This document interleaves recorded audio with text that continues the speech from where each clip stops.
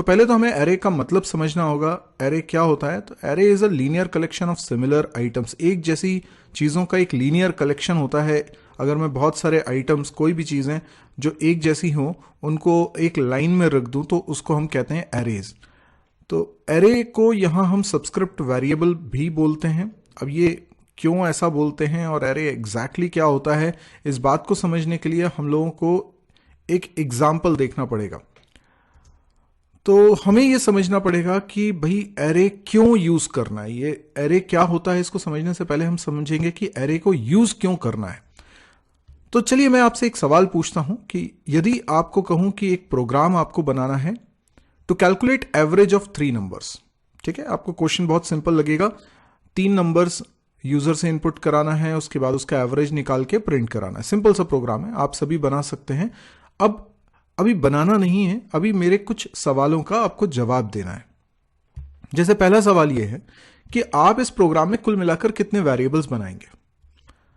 आप सभी लोग सोच पा रहे होंगे, शायद आपने सोचा होगा 4 वेरिएबल्स या किसी ने 3 वेरिएबल्स बोला होगा। इनफैक्ट दोनों ही सही है। आपको 3 डेटा रखना होगा, उसके लिए आपको वेरिएबल्स चाहिए।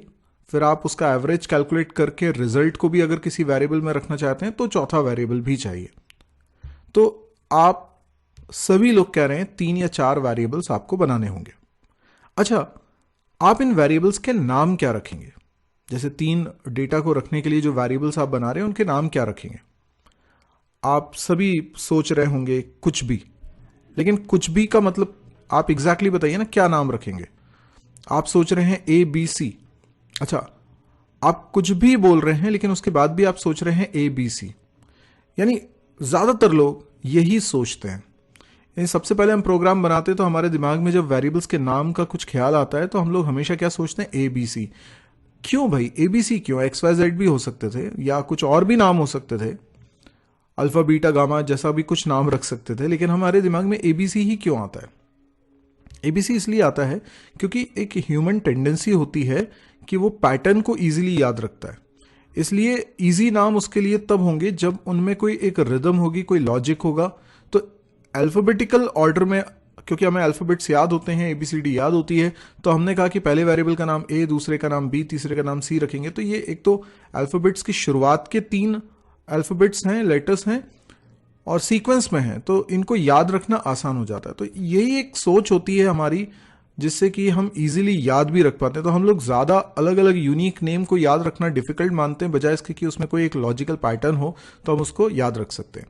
तो ठीक है, आप सबने सोचा अगर ABC, तो कोई गलत नहीं है, ये नॉर्मल टेंडेंसी। आप किसी से भी पूछेंगे लगभग यही आंसर आपको मिलने वाला है। अच्छा चलिए, क्वेश्चन में थोड़ा सा चेंज करता हूं और अगर मैं आपसे ये बोलूं कि आपको 100 नंबर्स का एवरेज निकालने का प्रोग्राम बनाना है। यस, अब 100 नंबर्स का एवरेज निकालने का प्रोग्राम बनाना है तो आपको कम से कम 100 वेरिएबल तो बनाने हैं। अब ये जो 100 वेरिएबल्स बनाने हैं, इनके नाम क्या रखेंगे?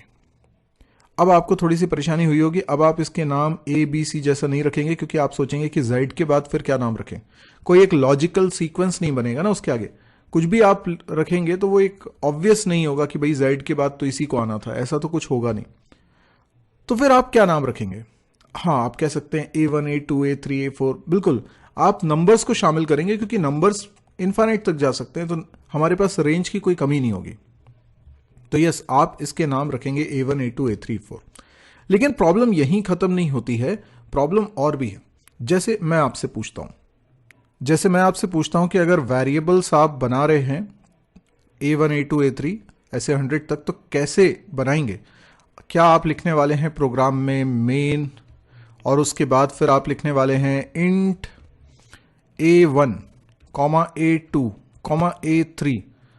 लेकिन ऐसा कितना लिखने वाले हैं आप? 100 वेरिएबल्स के नाम आप लिखने वाले हैं। जस्ट इमेजिन आपको कितना सारा लिखना पड़ेगा, ये लाइन कितनी लंबी हो जाएगी, सबके नाम अलग अलग हो जाएंगे। दिस इज फर्स्ट प्रॉब्लम कि बहुत सारा लिखना पड़ेगा। दूसरी प्रॉब्लम ये कि आपको सबके नाम अलग अलग सोचने पड़ेंगे। चलिए वो इतनी बड़ी प्रॉब्लम नहीं है क्योंकि आपने 1, 2, 3 उसमें शामिल कर लिया। अच्छा, लेकिन अब यूजर से अगर मुझे 100 वैल्यूज इनपुट करानी है तो चलो मैं लिखता हूं प्रिंट एफ। ठीक है, प्रिंट एफ में मैंने लिख दिया एंटर, है ना, 100 नंबर्स। तो इसका मतलब ये है कि मैं यूजर को कह रहा हूं कि 100 नंबर एंटर करो, तो अब आप क्या लिखते हो, स्कैनफ। जस्ट इमेजिन कि स्कैनफ में आप परसेंट डी कितनी बार लगाने वाले हो, 100 बार। सोचिए आपको कितना सारा लिखना होगा। और अगर आप कहते नहीं हम परसेंट डी एक ही बार लगाएंगे और यहां लिखेंगे एड्रेस ऑफ A1, तो इससे तो एक ही वैल्यू इनपुट होगी ना जो A1 में जाएगी। तो फिर आपको एक बार और स्कैनफ लिखना पड़ेगा जिसमें कि आप लिखोगे परसेंट डी और यहां लिखोगे एड्रेस ऑफ A2। और ऐसे आपको कितने स्कैनफ लिखने पड़ेंगे, 100 स्कैनफ लिखने पड़ेंगे आपको। तो ये भी एक सिरदर्द हो गया। अब सोचिए कि अगर एवरेज निकालना था तो आपको ऐड भी तो करना पड़ेगा। तो आप क्या करोगे, A1 plus A2 plus A3। Again मैं तो पूरा लिख भी नहीं पा रहा हूं, इतना सारा लिखना है हमको। तो जब सबको ऐड कर लेंगे उसके बाद ही तो जो रिजल्ट आएगा उसको डिवाइड बाय 100 करने वाले हो आप। ओ गॉश, तो यानी आपको कितनी जगह पर प्रॉब्लम हो रही है। आपको इस जगह पे प्रॉब्लम हो रही है, आपको इस जगह पे प्रॉब्लम हो रही है, आपको इस जगह पे प्रॉब्लम हो रही है, आपको जगह जगह प्रॉब्लम हो रही है। इन सब प्रॉब्लम्स का सॉल्यूशन क्या है? इन सब प्रॉब्लम्स का सॉल्यूशन है एरेज। एरे क्या है? Array is a group of variables. ठीक है, एरे क्या है? Group of variables. अब देखिए कैसे हम प्रोग्राम बना सकते हैं, मैं अब आपको बना के भी बता देता हूं। 100 नंबर्स का एवरेज निकालने वाला ही प्रोग्राम हम बना सकते हैं। ओके, यहां पर कुछ कोड लिखा हुआ है, मैं इसको हटा देता हूं। देखिए मैं यहां पर लिखता हूं मेन, और मैंने कहा 100 वेरिएबल्स मुझे बनाने, तो मैं लिखता हूं इंट ए और सीधे स्क्वायर ब्रैकेट लगाता हूं और इसके अंदर 100 लिख देता हूं। सी कितना इजी है, मैंने 100 वेरिएबल्स बना लिए। यस, ये स्क्वायर ब्रैकेट यूज करना पड़ेगा आपको बस स्क्वायर ब्रैकेट के अंदर आपने 100 लिख दिया तो 100 वेरिएबल्स बन गए।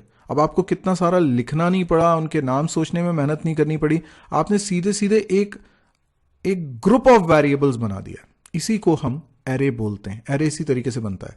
तो ए एक एरे है जो कि ग्रुप ऑफ वेरिएबल्स है, और इस ग्रुप में कितने वेरिएबल्स हैं, 100 वेरिएबल्स हैं। ठीक है, अब ये 100 वेरिएबल्स, अब मैं 100 वेरिएबल्स को कैसे मेमोरी में कैसे दर्शाएंगे उसके बारे में बात करता हूं। जब ये 100 वेरिएबल्स बने होंगे तो ये मेमोरी लगातार में मिलेगी। जैसे एक इंट वेरिएबल 4 बाइट्स मेमोरी ले रहा है, तो ये दूसरा इंट वेरिएबल है, ये तीसरा इंट वेरिएबल है, और ऐसे करके कितने हैं, ऐसे करके टोटल मिला के 100 वेरिएबल्स होंगे, 100 वेरिएबल्स। ठीक है, अब अगर काउंटिंग करें 1 2 3 4 ऐसे करके ये 100 वेरिएबल्स हैं, और सभी इंट टाइप के हैं, तो 4 बाइट के हैं, तो 400 बाइट मेमोरी कंज्यूम हो गई होगी, क्योंकि टोटल वेरिएबल्स कितने हैं, 100 वेरिएबल्स हैं। तो आपने जब एक एरे बनाया तो एक वेरिएबल नहीं बनाए, आपको ग्रुप ऑफ वेरिएबल्स मिल गए। अच्छा, इससे फायदा क्या हुआ? इससे आपको बहुत सारा लिखना नहीं पड़ा, लेकिन क्या बाकी की प्रॉब्लम्स भी सॉल्व हो रही हैं? यस, बाकी की प्रॉब्लम भी सॉल्व हो रही हैं। कैसे सॉल्व हो रही हैं? ये जो इंडिविजुअली वेरिएबल्स हैं इस एरे के अंदर, उनके कोई नाम नहीं होते। यानी एरे एक ग्रुप ऑफ वेरिएबल्स है, यानी पूरा का पूरा एक ग्रुप है जिसमें ये सारे वेरिएबल्स हैं, और इनके इंडिविजुअली कोई नाम नहीं है। अब नाम नहीं है तो एक्सेस कैसे करेंगे? क्योंकि ये लीनियरली अरेंज्ड होते हैं, एक के बाद एक होते हैं, एक सीक्वेंस में होते हैं, तो इनका एक पोजीशन नंबर है इस ग्रुप के अंदर, और काउंटिंग हमेशा सी लैंग्वेज में 0 से स्टार्ट करते हैं। तो ये पोजीशन नंबर 0 है, ये पोजीशन नंबर 1 है, पोजीशन नंबर 2 है, पोजीशन नंबर 3 है, एंड सो ऑन। तो लास्ट वाले वेरिएबल का पोजीशन नंबर क्या होगा? 100 नहीं होगा, 99 होगा, क्योंकि 0 से स्टार्ट कर रहे हैं। तो इस तरीके से कुल मिला के 100 वेरिएबल्स हैं और ये इनके पोजीशन नंबर है। अब ये जो पोजीशन नंबर होता है इसी को हम बोलेंगे इंडेक्स। इसको क्या बोलेंगे? इंडेक्स। इसी को हम सबस्क्रिप्ट वैल्यू भी बोलते हैं, ध्यान रखिए, सबस्क्रिप्ट वैल्यू। सबस्क्रिप्ट समझते हैं आप? जैसे हम लिखते हैं A1 A2 A3, तो ये जो हम नीचे छोटा सा लिख देते हैं ना 1 2 3, ये क्या होता है? सबस्क्रिप्ट वैल्यू कहलाती है। तो ये सबस्क्रिप्ट वैल्यू वाला ही कॉन्सेप्ट एक तरह से सी लैंग्वेज में एरे के रूप में है, बस वहां पे हम छोटा सा ऐसे नीचे नहीं लिख रहे हैं, हम स्क्वायर ब्रैकेट में लिख रहे हैं उसी चीज को, और स्टार्टिंग 1 से नहीं करते हैं, स्टार्टिंग 0 से होती है। तो ये बाय डिफॉल्ट है, इसमें हम कुछ नहीं कर सकते, ये 0 से ही स्टार्ट होगा ऑलवेज। तो अब मुझे किसी पर्टिकुलर वेरिएबल को एक्सेस करना होगा तो कैसे करूंगा? जैसे मान लीजिए ये जो इंडेक्स नंबर 2 है, इस वेरिएबल में मुझे कुछ डेटा रखना है, तो मैं कैसे लिख सकता हूं? अब पूरे एरे का नाम क्या हमने रखा है? ए रखा है, तो ए तो ग्रुप का नाम हो गया। फिर आप लगाइए स्क्वायर ब्रैकेट, और स्क्वायर ब्रैकेट में इंडेक्स नंबर लिख दीजिए जिस पर्टिकुलर वेरिएबल को आप एक्सेस करना चाह रहे हैं। उसमें आपने जो भी वैल्यू रखनी है आपने वो लिख दी। ये 40 किस में चला गया? ये चला गया इंडेक्स नंबर 2 पे। इसका मतलब ये हुआ कि आप हर बार इस एरे के किसी भी पर्टिकुलर वेरिएबल को एक्सेस करना चाहते हैं तो एरे का नाम लिखेंगे, स्क्वायर ब्रैकेट के अंदर एक नंबर लिखेंगे जो कि होगा इंडेक्स नंबर। हालांकि मैं यहां पर आपको ये बात क्लियर कर देना चाहता हूं कि ये जो पूरा लिखा हुआ है A2, ये वेरिएबल का नाम नहीं है, क्योंकि मैंने कहा कि वेरिएबल का कोई नाम नहीं होता है। तो फिर ये क्या है? तो ये जो स्क्वायर ब्रैकेट है ना, ये एक ऑपरेटर है, इसको हम बोलते हैं सबस्क्रिप्ट ऑपरेटर। Subscript operator.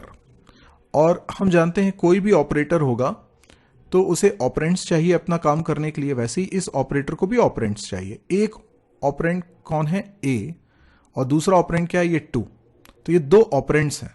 अभी मैं एग्जैक्टली आपको एक सेपरेट वीडियो में बताऊंगा कि कैसे ये ऑपरेटर काम करता है, कैसे ये उस वेरिएबल को रिप्रेजेंट करने लगता है।